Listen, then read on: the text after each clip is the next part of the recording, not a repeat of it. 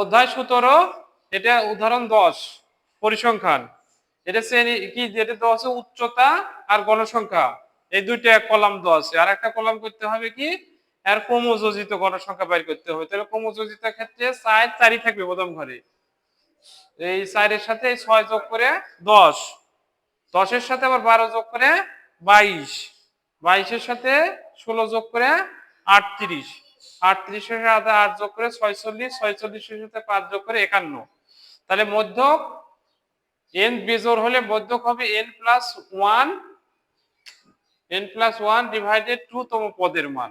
তাহলে n এখানে বেজোড় 51, এই দেখে n 51 যা বিজোড় সংখ্যা, তাহলে মধ্যক হবে n এর মান কত, 51, 51 বসাই দিছি, এই দেখো 51 বসাই দিছি, যোগ 1 ভাগ 2, তাহলে 52 ভাগ 2 তম পদের, 52 মানে 52 2 দিয়ে ভাগ করলে 26 তম পদের মান। 26 তম পদের মান হলো এই যে 22, পরের ঘর 26, 26 তম পদের মান 165, 165 आंसर।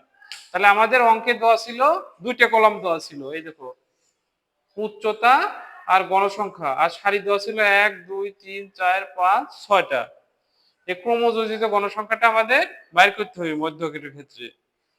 তাহলে n এর মান বেজোড় হলে এক সূত্র আর জোড় হলে আরেক সূত্র। ক্রমযোজিত গণসংখ্যাটা বাইর করব কি করে আমরা, এই 4 এর ঘরে 4 থাকবে, পরে 6 আর 4 যোগ করে 10, 10-এর সাথে 12 যোগ করে 22, 22-এর সাথে 16 যোগ করে 38, 38-এর সাথে 8 যোগ করে 46, 46-এর সাথে 5 যোগ করে 51।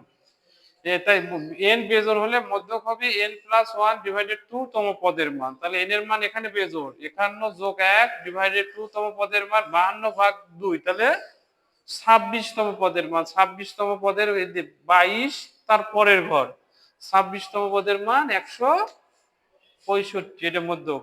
এরপরে আমরা n জোড় হলে সেটা আলোচনা করব।